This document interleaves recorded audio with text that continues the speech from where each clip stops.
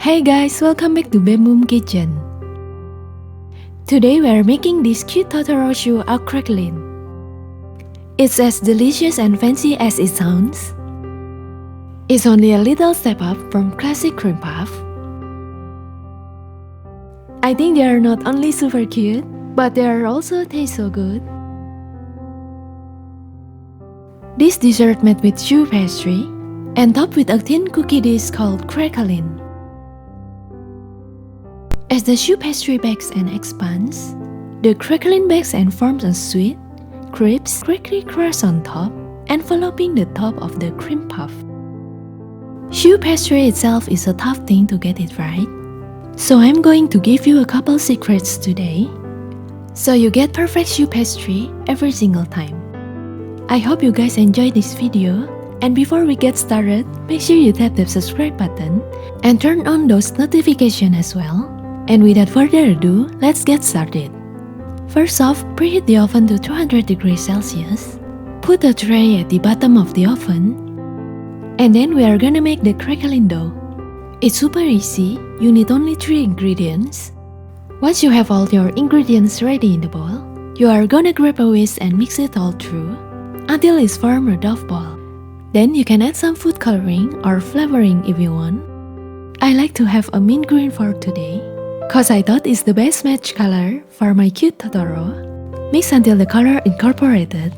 Then transfer this dough onto some parchment paper, and using another piece of parchment paper on top, you are going to roll this up pretty thinly for about 3 mm thick. And then we are going to freeze it for about 20 minutes to firm up a bit.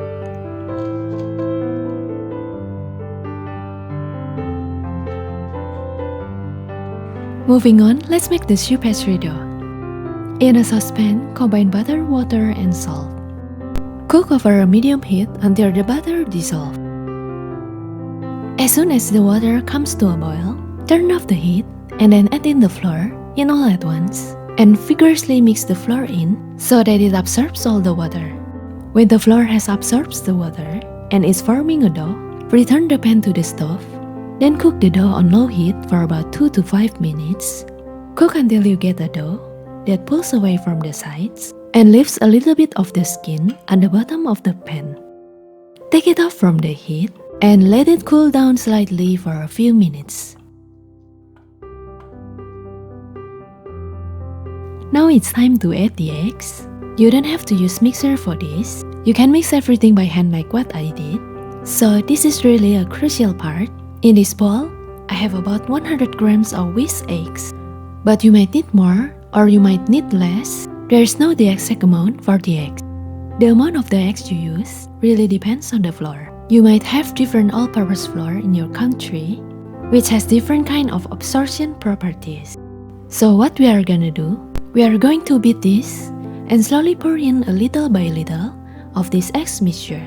Mix the dough while adding the eggs one at a time, mixing well after each addition. If you add too much egg and it's too runny, then your Choux Pastry won't rise. So add these whisked eggs in really slowly, and then you will end up with a perfect choux dough. Okay, I think it's enough for now. Let me check the consistency. So if I lift this up, 3, 2, 1, that's what you are looking for. And if I kind of hold it, it's kind of like a soft peak on it. It's good to go, guys. Transfer the dough to a pastry bag with a 1 cm round tip. One of the common problems people have, that sometimes the Choux Pastry kind of bursts because of air bubbles and they look really uneven. So what I'm going to do now is to get rid of the air that is in the bag. I'm just going to press it flat with my hands, just pushing my fingers onto the dough and kind of pushing those air bubbles out so you have an airless Choux Pastry. Next, we are going to pipe our Choux Pastry. I'm using printed template here. It's about 4.5 cm diameter each, and I place it underneath my parchment paper. Get ready for piping. Hold your bag vertically, squeeze with even pressure. You don't have to use template, but for me, it gives me the perfect guide for how much I need to pipe each time, and that is one of the secrets to getting the perfect uniform Choux Pastry. Unlike a normal cream puff, you want to pipe this pretty high. Don't forget to give some space between them, cause the pastry will rise pretty much later. Next, take your craquelin dough out of the freezer. Then cut out it individual little discs. Cut the dough with a round cookie cutter that's slightly smaller than the size of the choux pastry. This little disc gonna sit on top of our choux pastry, so when this choux go in the oven, the craquelin kinds of melt on top, like a shell that will cover and keep the choux round and uniform. Carefully place them on top of the choux pastry, then press them gently. Make sure they are in the center. If they are slightly off center, as they go in the oven, they will melt to one side. So make sure they are nice and central. Now it's time for baking. In the preheated 200 degrees Celsius oven, throw in some water to the tray that we have been placed at the bottom so it creates a steam. Then put your choux pastry in, close the door, and drop the temperature to 160 degrees Celsius.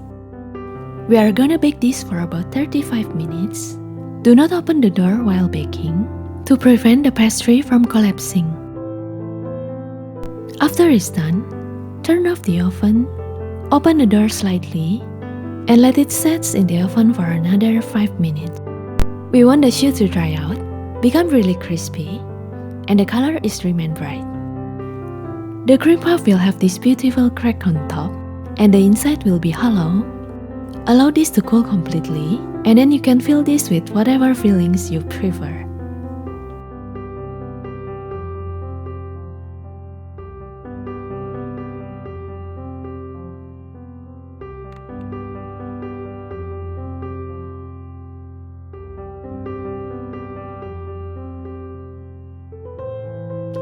I'm going to show you my favorite filling now, which is light creamy and not too sweet. To make this, mix the milk and flour, microwave it in 20 seconds intervals, or cook on the stove until it just becomes a paste. Then, set aside to cool completely.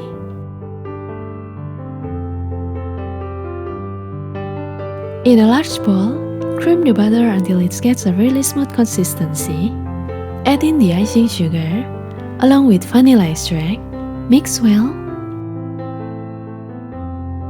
Then add in the cooled flour paste, mix until it's incorporated. And it's done! Very simple and really yummy. Once the buttercream is ready, now it's time to create our cute Totoro. I'm using giant flour nail here. I found, rather than you pipe it directly to the choux, it's much easier if you create the Totoro in individual parchment paper. So for his body, I'm going to pipe the gray buttercream with a large tip. Then I'm adding his ears.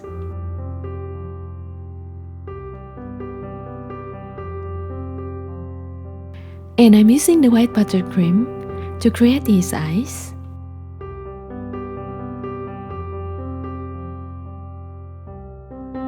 And his fat tummy.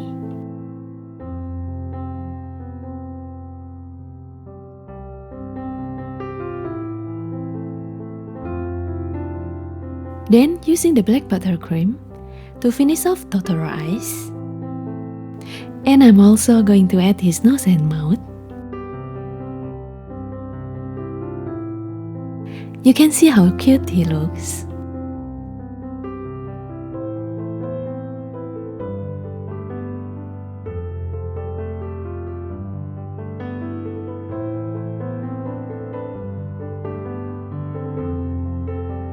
Then I'm gonna add the mark of his tummy.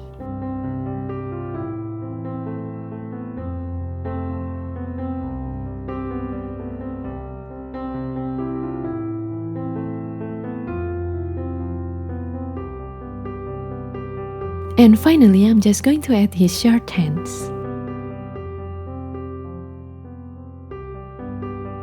After finished with our Totoro, let them cool in the fridge so they firm to touch for decoration later. And for the additional decoration, I'm making his tiny umbrella leaf from the gum paste.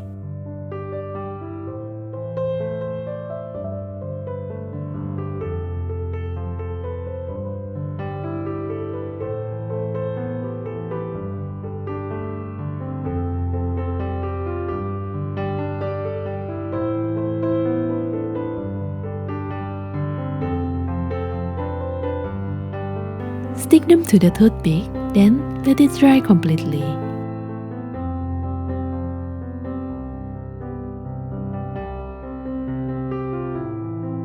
It's time to assemble our lovely dessert. Take one of our chouxaucraquelin, cut the top with serrated knife.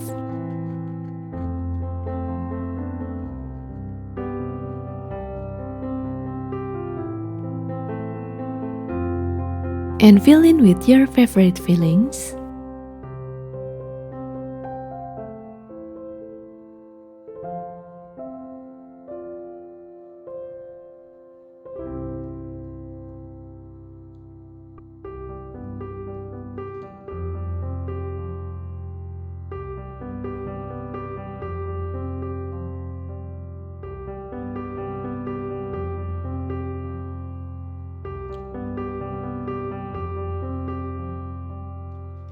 And then, place our adorable Totoro on the top.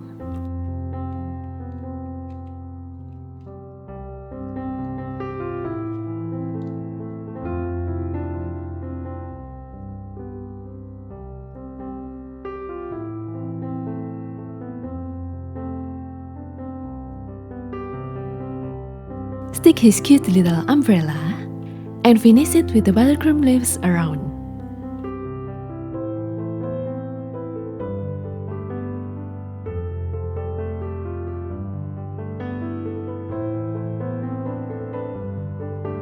Ta-da! They look really cute and so adorable, guys. I like the little faces. I like the decorations. These crackling Choux pastry are absolutely addictive and looks really impressive too. The crackling adds a really nice texture and sweetness to the Choux pastry. They are really perfectly round with that even looking. Once you have tried this, you will never go back to normal cream puff because these are so delightful and flavorful. Have fun getting creative with it. Do whatever kind of designs you like to. Whenever you decorate something, of course it's gonna take a little more time, but I feel like that's the whole fun part of it. And of course these are not only look adorable, they taste amazing too. Definitely an all-time favorite. I hope you guys enjoy this recipe. And if you did like this recipe, make sure you tap that subscribe button. You also can follow me on social media at bembumkitchen. And the blog post for complete recipe is in the description below. Thank you so much for joining me today. Take care guys, and I'll see you back here very soon. Bye everyone.